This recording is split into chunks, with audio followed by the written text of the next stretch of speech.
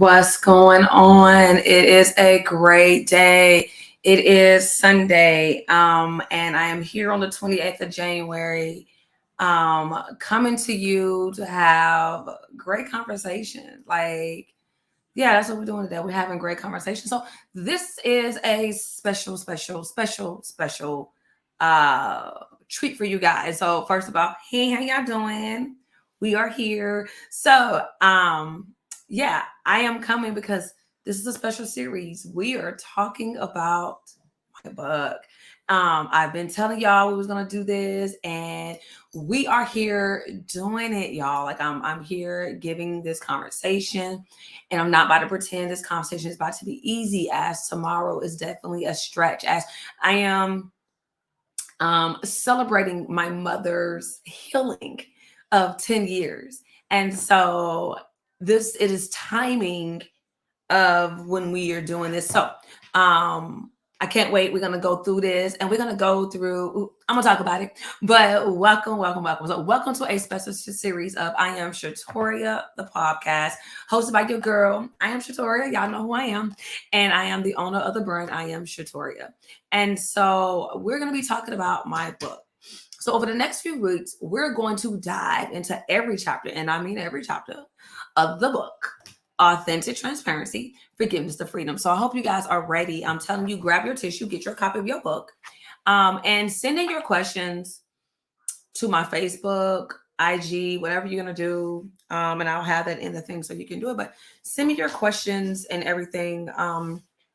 So I can make sure when we, if I need to do a live or something, because these are all pre-recorded, as I have to prepare myself for this. And yes, it is pre-recorded because I need to prepare my whole life for what I'm going to say. And so even though I write down things, do understand that that's not how it always is gonna be. Like, gotta just do some things. Okay. So we are going to, no kidding, get into some stuff. Okay. So as we prepare, so I'm going to give you time. I'm giving y'all 30 seconds. Go grab your whatever you need to grab, get your tissue, make sure you got your book, make sure you're ready. We about to get it in on the forgiveness to freedom, authentic transparency. So we about to talk about it. All right. Giving you 30 seconds. Go get it in and let's go. Authentic transparency, forgiveness to freedom.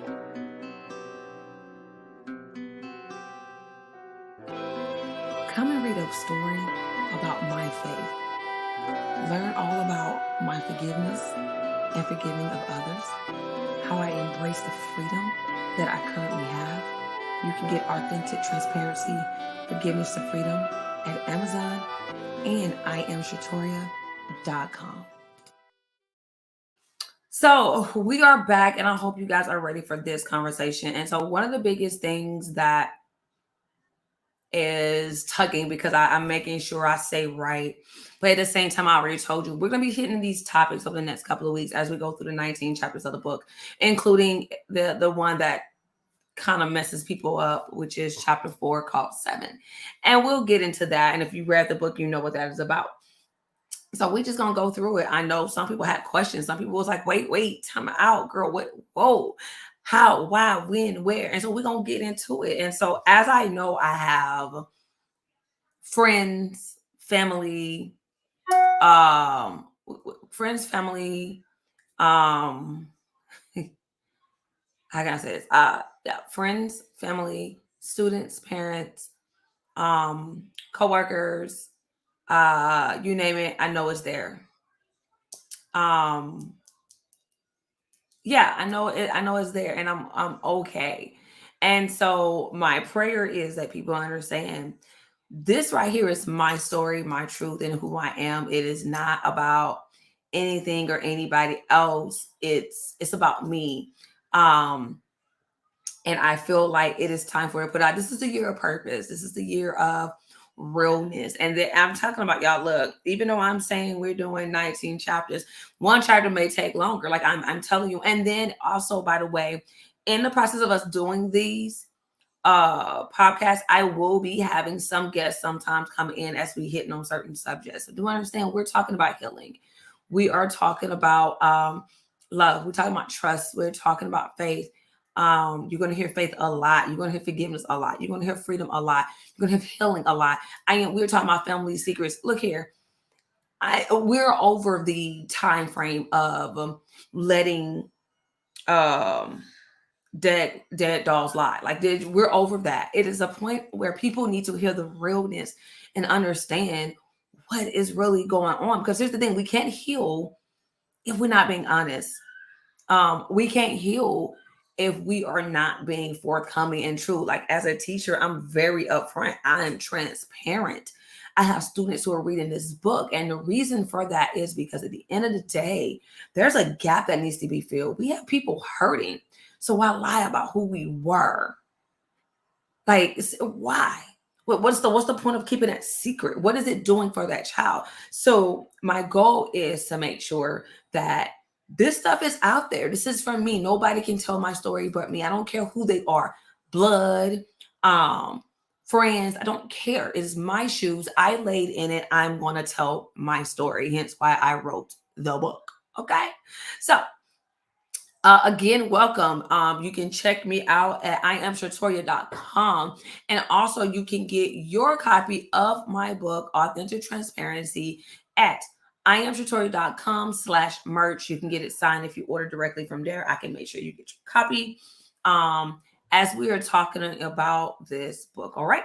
So, the biggest thing I want to talk about first is the one that everybody seems to get about me. All right, faith, forgiveness, and freedom. We are covering the introduction and the first chapter, which is foundation. And I'm really big about those two because, and I'm going to be looking up and down because I have my book in front of me. I'm really big about those two because let me tell you, when I wrote the book, um, I put it on my social media yesterday, Saturday. I talked about how I sat in my friend's house and I had been back and forth about the book, and I sat at my friend's house and we talked. Y'all, it was supposed to be like a 30-minute session. It turned into a 5-hour. And so it is the point where authentic transparency was birthed. And I remember us brainstorming. Something I teach my students is brainstorming. And I brainstormed with her. And oh my God, I had a lot of tears because now I'm being vulnerable. I'm being open. And let me tell you, in order to write this book, I had to be very, very, very, very transparent about some things. And so I am here to be transparent with you about those same things because it's cool to read it. You know what I'm saying? But to hear from the author's mouth myself, that's what we're doing. So I'm praying that this blesses you. You can see this podcast. You can hear it on iamshatoria.podbean.com, and you can watch it on youtube.com/ at iamshatoria at 10 a.m.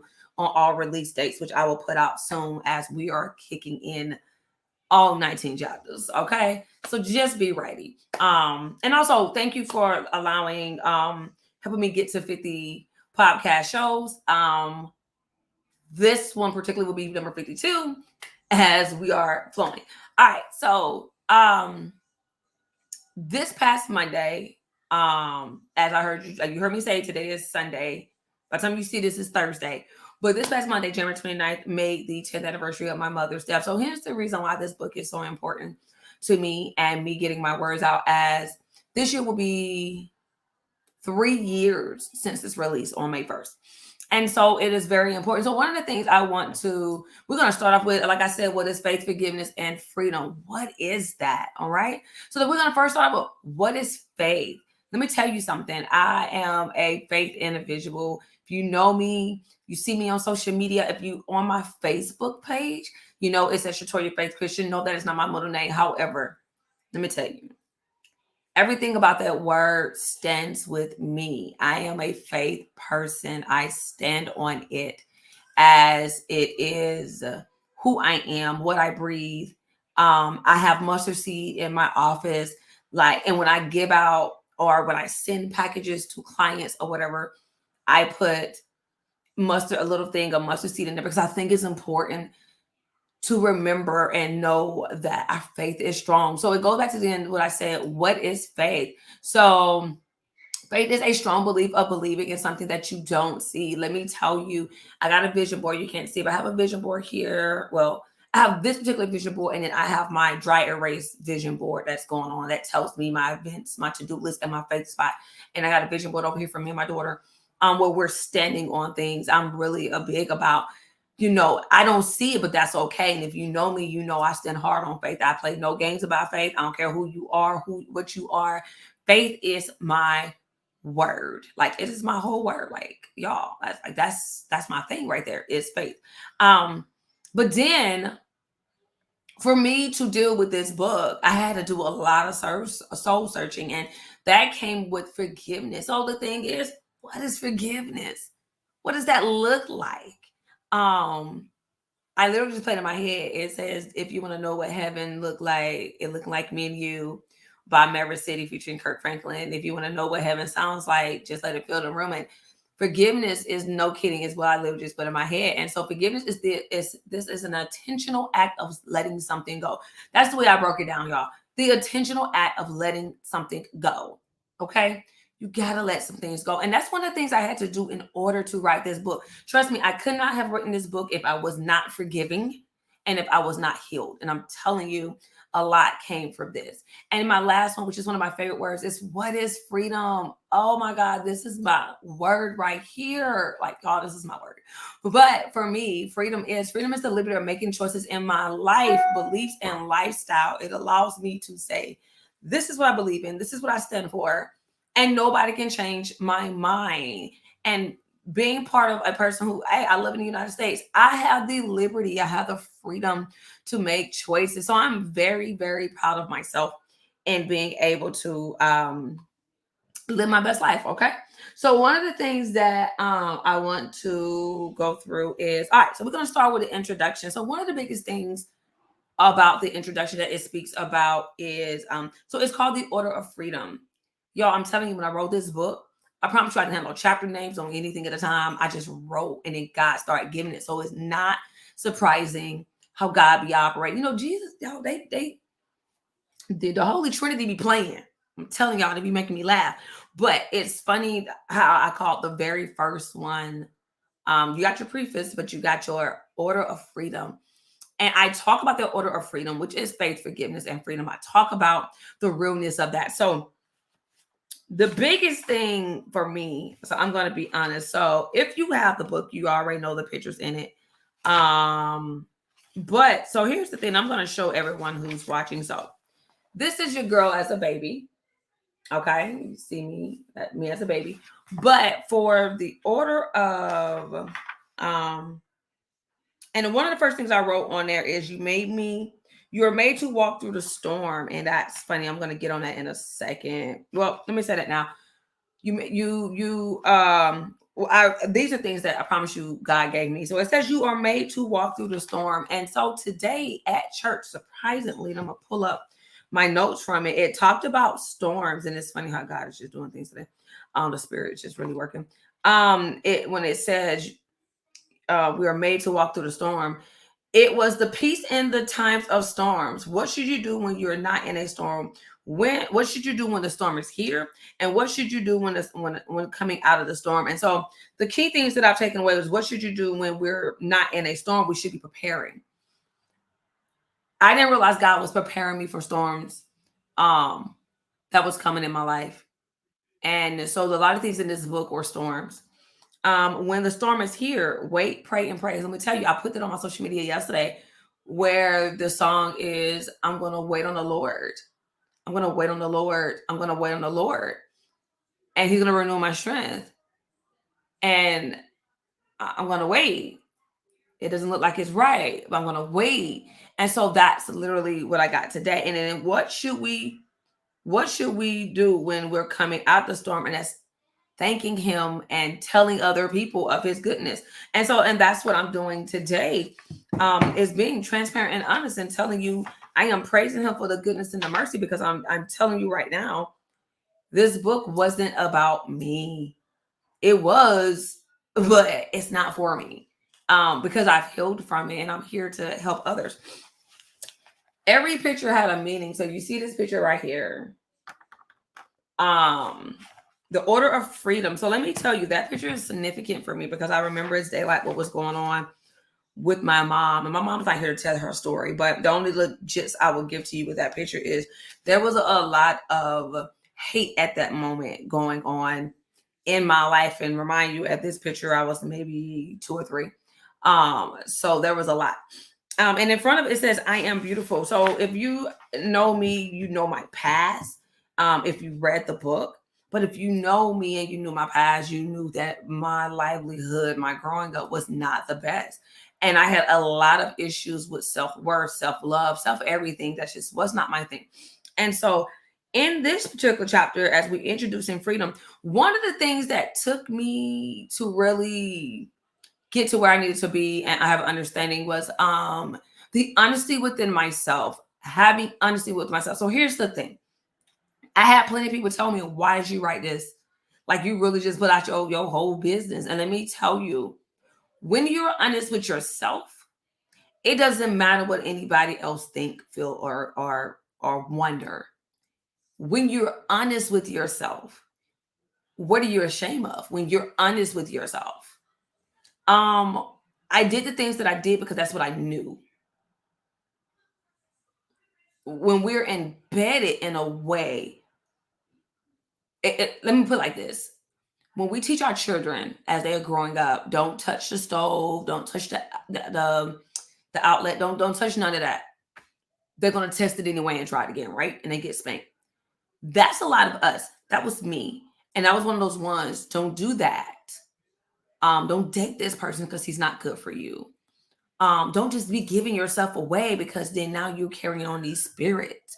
Have a little confidence about yourself because if you don't, people's going to tell you who you are. Let me tell you, that was me in every ounce of me that could be. That was me.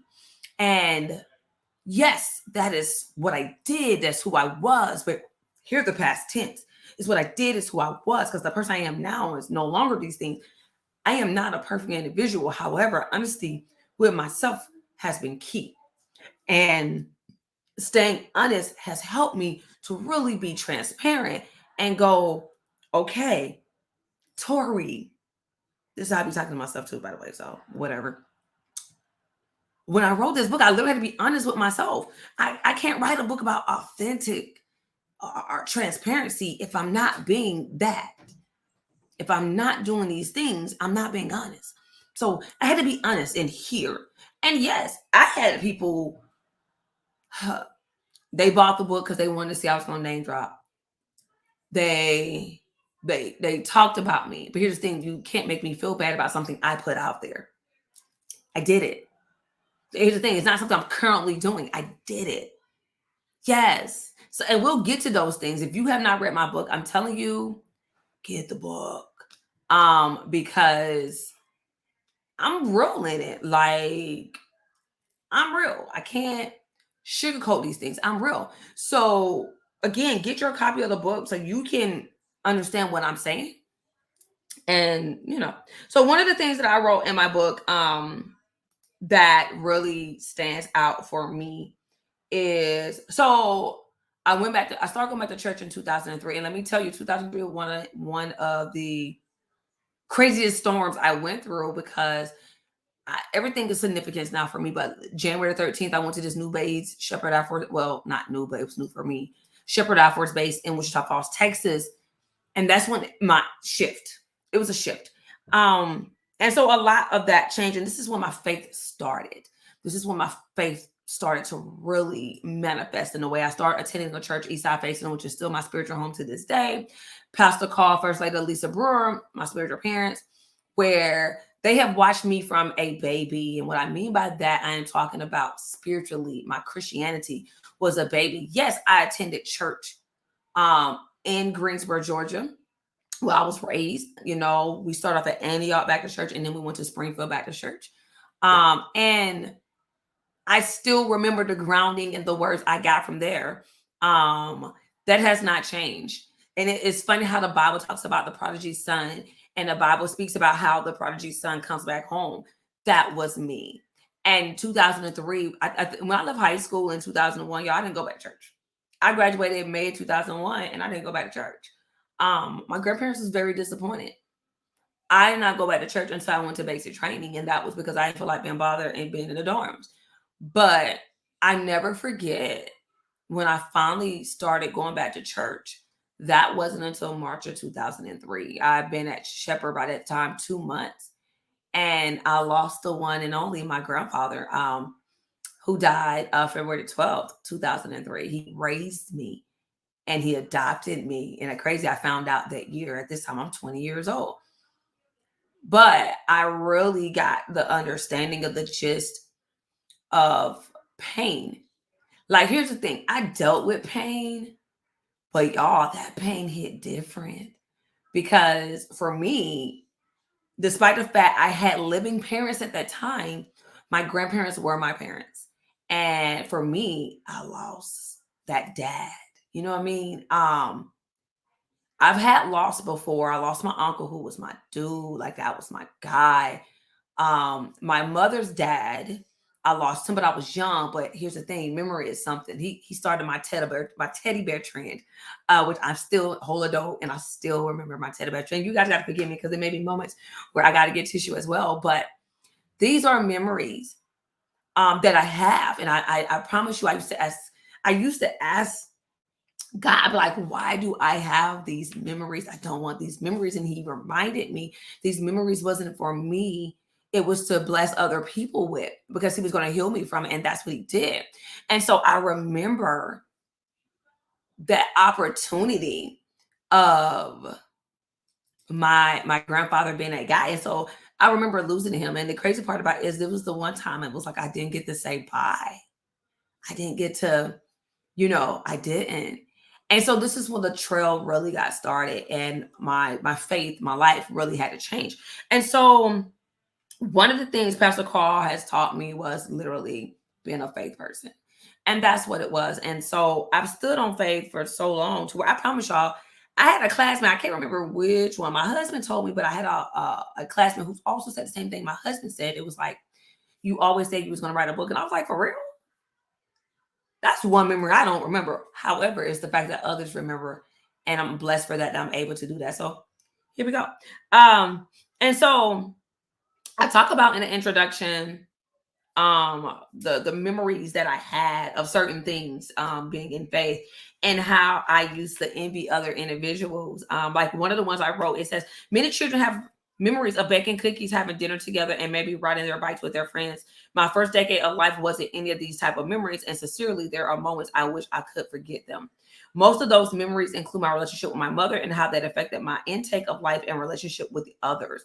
One of the things I had to learn was the relationship that I built with my mother wind up flowing over like a river into other relationships.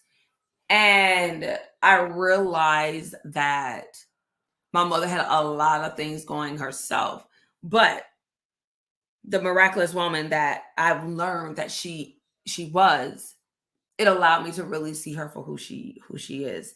Um One of the biggest thing about me is I have never until recently been a woman of authority. And what I mean by that is I've always been a yes person. And in the introduction, it's important that I put that out there so you have an understanding. When you started to read the foundation, you're like, wait. So the authority concept was my mother. My mother had a very strong authority mindset. I'm gonna tell y'all something. My mother played no games. She had a very strong authority mindset. Um, it was nothing to play with.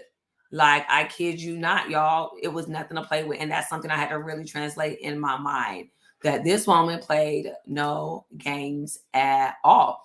And so that strong authority demeaned me. And so it led really strongly in my childhood to where, yes, talkative kid, cool beings, but I wasn't. And that's going to go over a lot of people's head. They're going to be like, okay, but you talk. Baby, let me tell you something. The loudest people are the most silent ones, because they're not saying everything. They're not talking everything. They're not putting everything out there. And so that was me. I didn't put everything out there.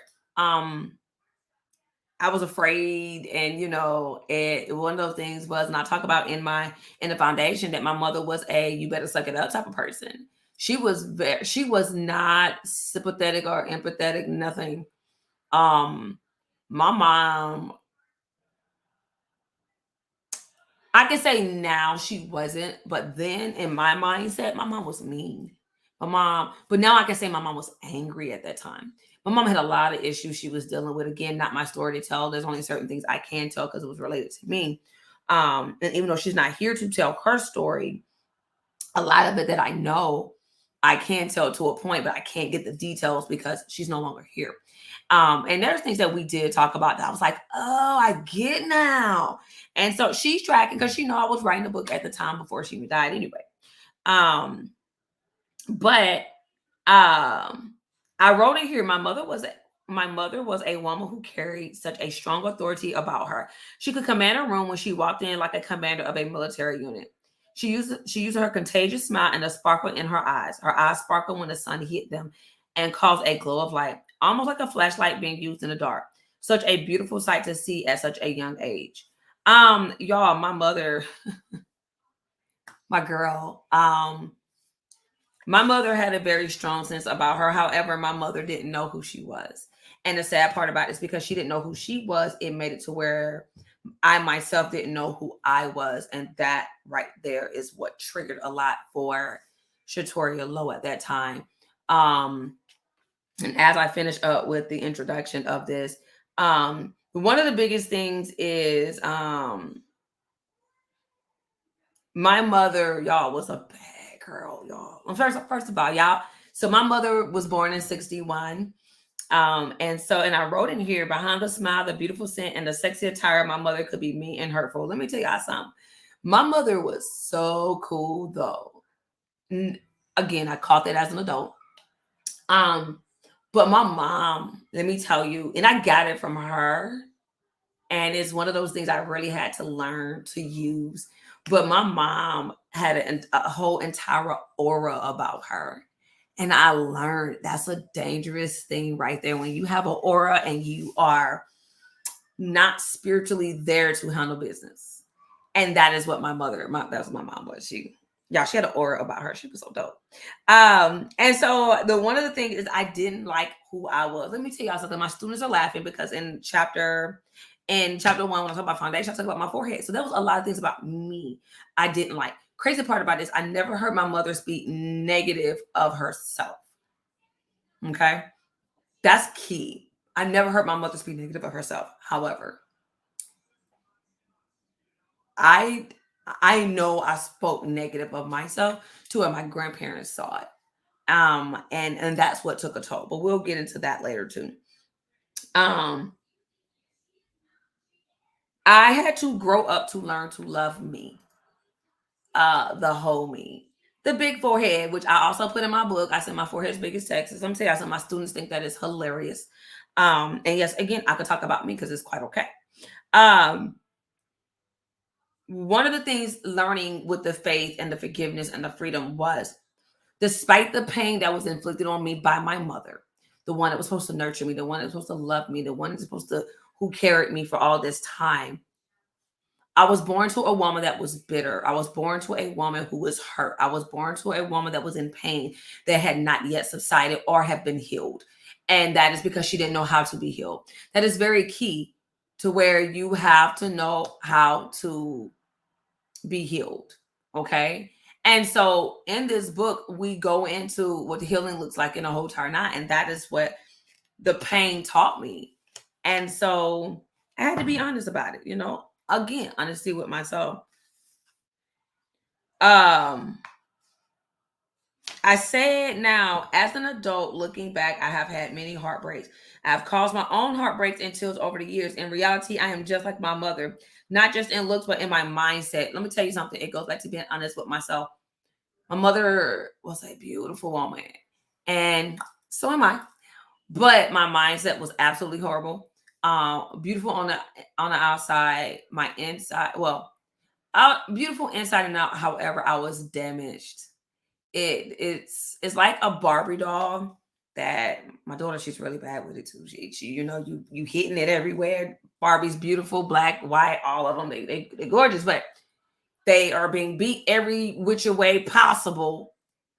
To where you can't, with me, you couldn't see the bruises. Um, However, I had internal bruises, I had spiritual bruises, I had physical bruises. To this day, I still have marks that I live with, and they don't affect me like they did then. So it's one of those things to where um I'm having to remind people that it's okay. I'm not a victim. I'm a survivor. So I'll leave that there. Um, One of the biggest thing I talk about is hate. Um, I can say now, my mother didn't hate me. However, that's what it felt like. And so I had to imagine having the worst heartbreak ever. I write in here, my journey was just beginning and my life was in for a full rotation. This walk has been hard and many days I just knew I would not make it. Parts of this walk for me was like walking on hot coals and just trying to make it from point A to point B. One of the biggest lessons of my life is learning to forgive and forget. This was hard to do, but I needed healing. Healing from hurt and pain that was just hunting me. Y'all, the pain that was caused from a child to an adult, and I'm talking about even after I was 20 years old in the military, haunted me to the core. So, and we'll get into that because again, my book stops at 2017. Um, so yeah. So as I'm talking about getting ready into foundation, one of the things is let me see where it is. How I ended the introduction. Okay, being here required for me to remember the memories that were holding me down by my arms, head, heart, and my soul. My healing wasn't something I was ready for, but the very thing I had to accomplish in order to be free.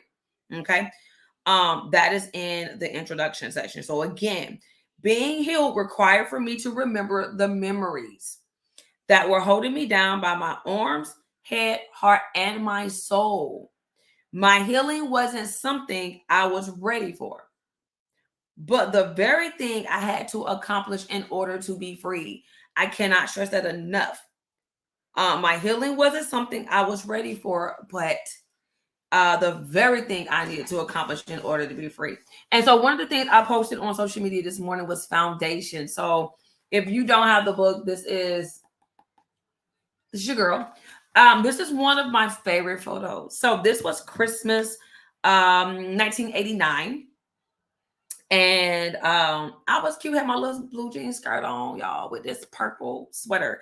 This purple sweater means a lot. So in the beginning, it says, don't allow the small you to control the big you.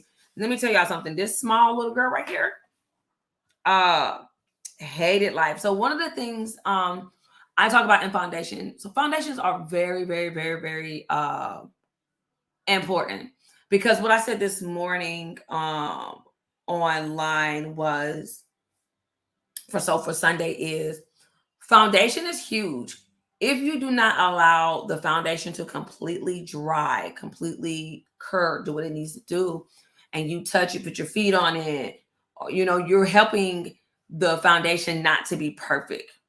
A foundation needs to be perfect in order to build on it so you don't have to later on go. So when that shift happened, the house is still standing. And that's the one thing that I went through. And that's the reason why this first chapter is called Foundation. Foundation is very big for me because my foundation started very early. And however, I watched my mother go through domestic violence and the whole time. And a lot of things that she went through, I wound up going through herself for certain things like drugs, not to her extent, alcohol, not to her extent, but you know, um, but you're looking at a young lady. So my foundation really deterred how I saw life. What I mean by that is in my foundation, and I'll talk about it in here. So I've had 5 elementary schools, okay, by the age of 10. Five. My very first one was North Avenue. One of the most traumatic events I never forget. So North Avenue was one of the hardest places for me to grow in my head because it's one of the ones I had the most memories from with being in school. So, and I talk about that as school for me was an escape route. And as a teacher, a lot of my students, they see school as an escape route for them to go. So I'm always big about walking in and making sure my students are loved because I get it. Um, so 5 different elementary schools in 5 years. All right. So, and technically, we're going to be honest, 4 years because I have a late birthday. So I started school late. But I remember, so and I talk about it in foundation. So I remember the little purple sweater, and I was that kid that was on the merry-go-round, and kids hated me. They talked about me. But now as an adult, I get it. They were being kids, but still. You being called stank and the whole time. And I remember crying. And I wrote it in here. I cried, y'all. I cried because they talked about me so bad and I wanted to fit in. Even then, I was a people pleaser. I wanted to fit in.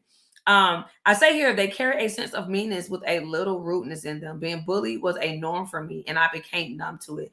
I was so numb that sometimes I acted if I didn't hear them talking about me. And let me tell you something that carried on with me as an adult.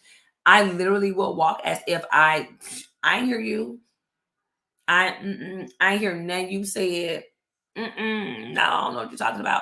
Um, that was the hardest thing to deal with because it's a reality. You know, oh, I know you're talking about me. Ah, why you don't like me? Well, you stink. Um, my my head looked like who did it done and why my hair was not always done. I always didn't have on clean clothes. That purple sweater is significant for me as I am wearing purple today. It was my mom's favorite color. You know, she used to rock red, y'all. Red was her thing. But I'm wearing purple today because it was my mom's color. And so that purple sweater, y'all, I love that purple little sweater. And it had holes in it. You can't see that in the picture, but it had holes in it. But we had them on the clothes. Um, it said so. One of my painful days was a day that sent me home crying. My mother picked me up from school, which wasn't often. I was out playing on the school playground and rocking my favorite sweater and jeans, like I told you, was the purple sweater. I was just having the greatest time on the merry-go-round. I asked a little girl to spin me again, and she said no as she turned her nose up at me. I don't understand why she just did it for me and another kid, but that kid jumped off as well. She yelled, pointed at me as she yelled, I stink. She said it so loud that the whole playground saw and heard it. The other kids on the playground laughed and pointed while calling me names. I even had some kids come and sniff me. I felt like a wet doll, and there was no place to run or hide. This was one of my embarrassing moments and the start of my downfall of my self-worth. Y'all, let me tell you something. I still remember like it was yesterday. On this merry-go-round, and literally kids came up smelling me as if I was a little dog or something. And I remember it as if it was yesterday. And it was embarrassing. But what was embarrassing the most is my mother.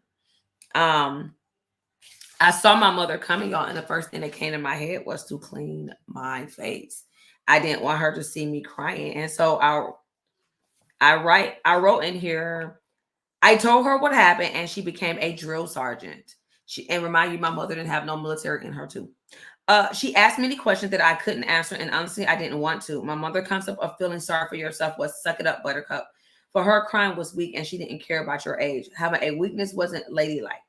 After she got on me, it was time to go. She seemed like she was tolerable because at least she didn't act out. Walking home with her seemed to be the longest walk home ever. And my mother made me remember that whining wasn't something we did. Walking home, I even smelled myself because I wanted to know. I didn't like the way I smelled or looked, but what was I going to do?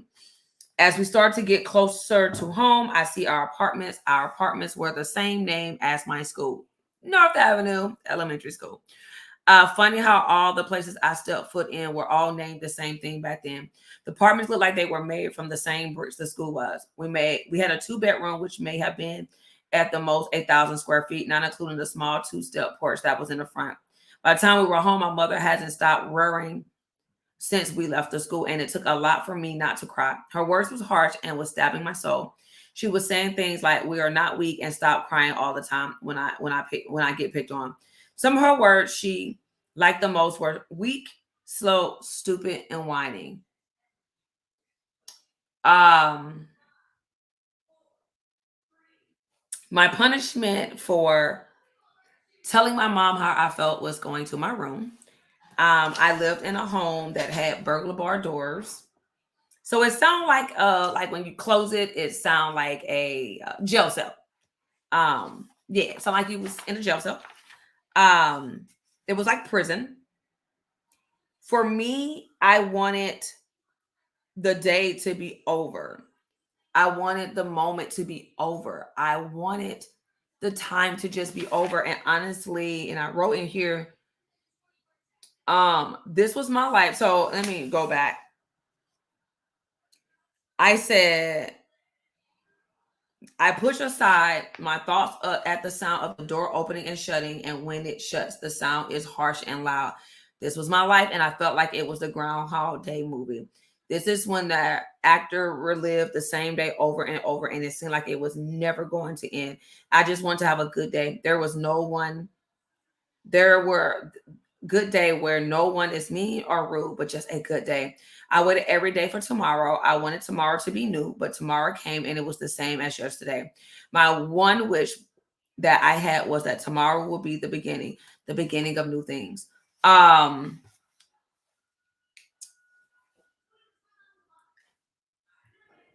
I'm looking how to say this. This is the moment where becoming my authentic self became a real thing. Um, it became a real thing. And so I need everyone to understand that this journey into learning who I am, my identity, embracing who I am, has been a walk of trying to be real with me, trying to be honest with me, not for anybody else, for me.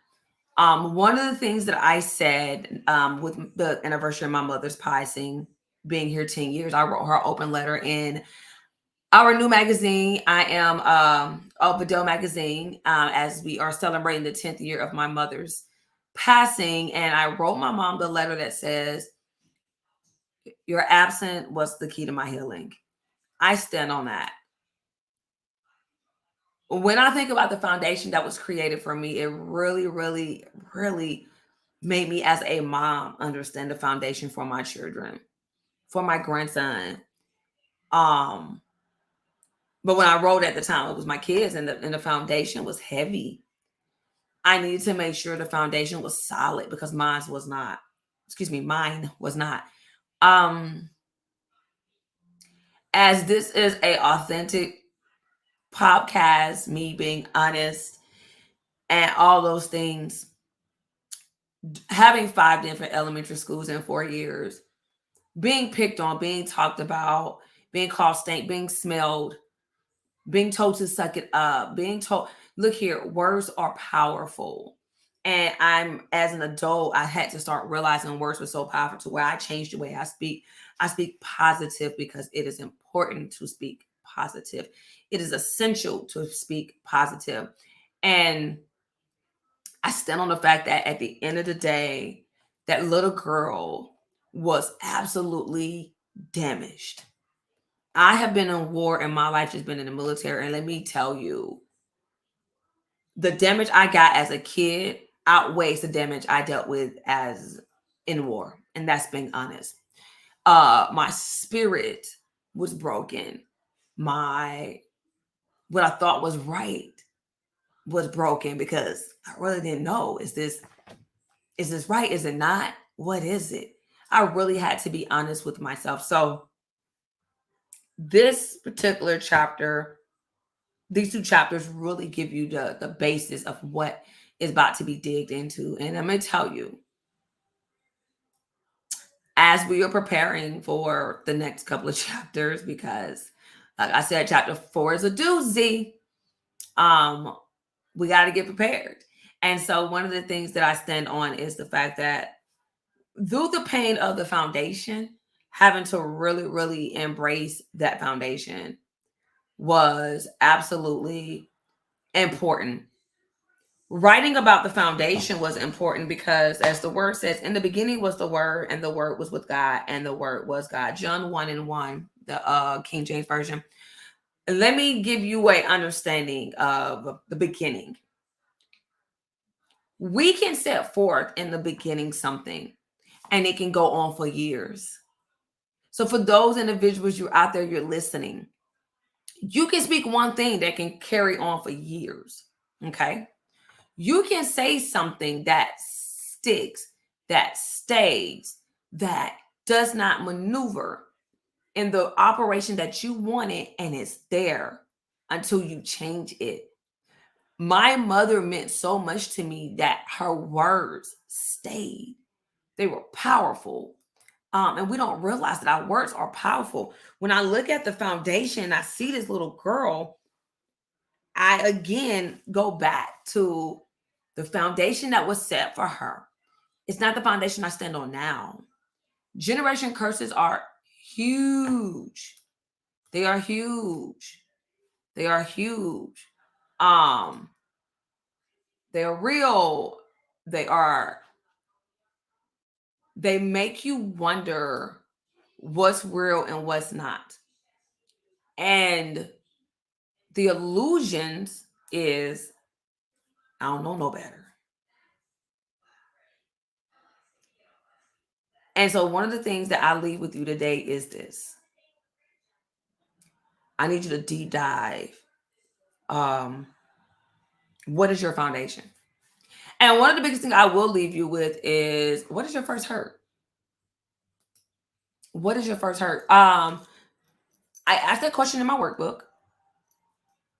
Uh, what is my first hurt? And like I said, I had a whole list of this is the order, and God just seems to be doing other stuff. So if I seem a little off, I'm sorry. I am literally going with what he's flowing with. Okay.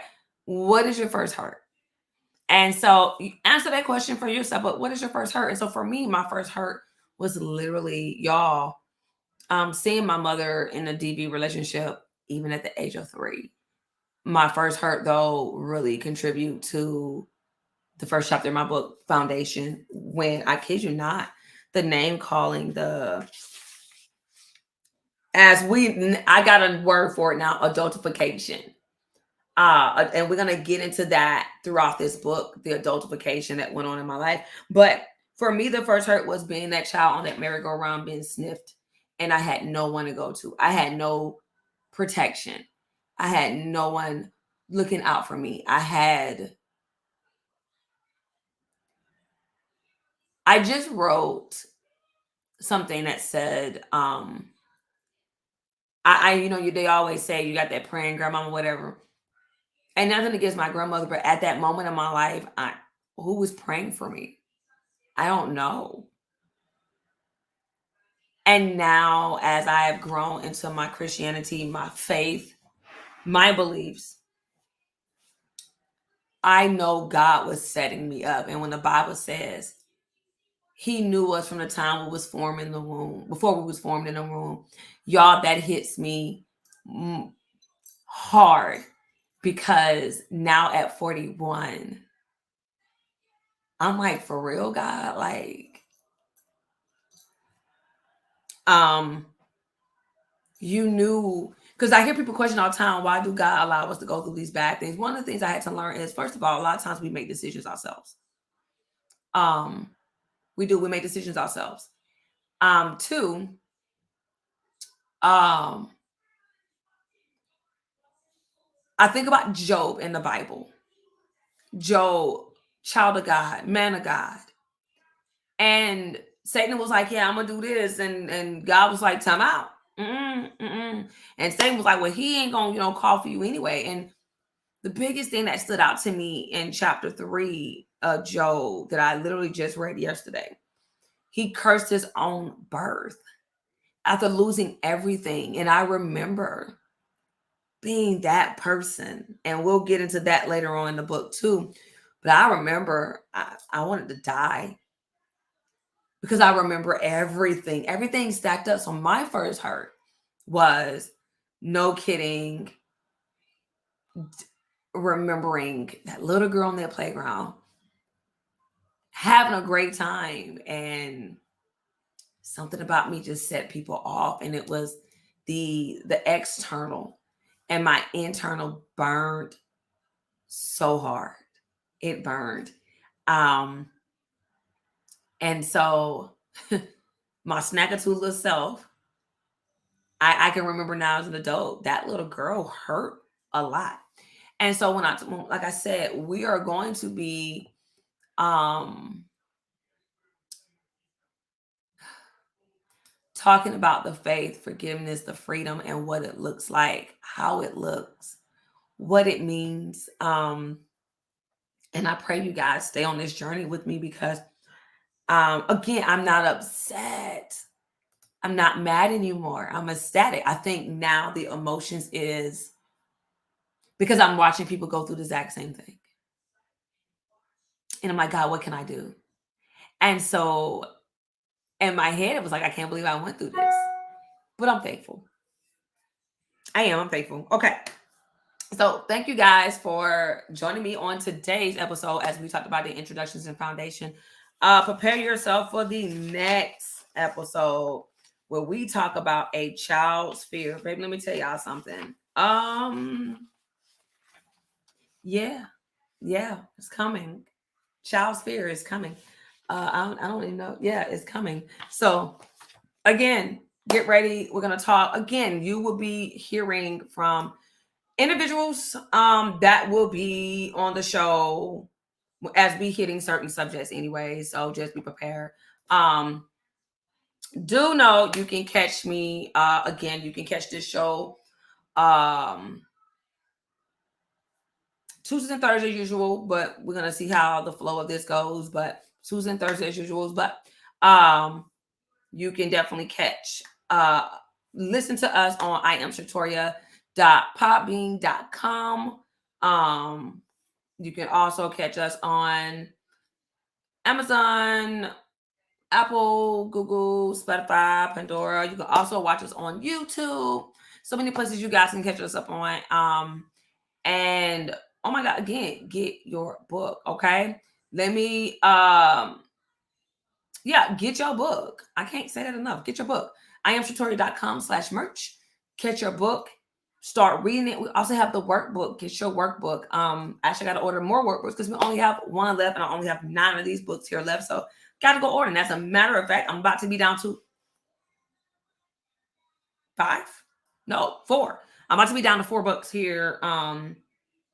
This week actually. So catch your book. Also catch our magazine. The dedication issue and the first issue are out. We are preparing for our second issue, which will be released May 16th. So make sure you come through, start reading so you don't have to catch up. All right. I'll be back with our final word here in about 15, 16 seconds. And again, make sure, so that's the book again right there. But I'll be back with our final word here in a few. In a few. All right. Yeah. It's the day, y'all.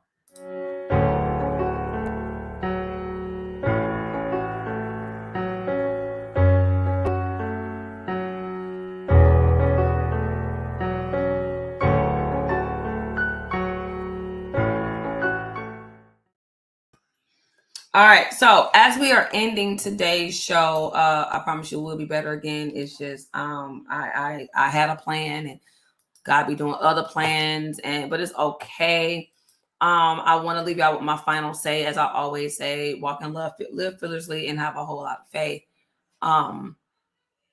It's amazing how faith really does a thing. So again, make sure you are checking in, come through. We will be talking about this, and we're gonna do what we do. All right. So again, get ready for the next episode as we are preparing. So get ready for chapter 2, A Child's Fear. All right. This one is going to be interesting, and I hope you guys are ready. All right. So again, I love you guys. You guys rock, walk in love, live fearlessly, and have a whole A lot of faith. I'm telling y'all, y'all gotta have it. All right. Love you guys. I will talk to you guys later.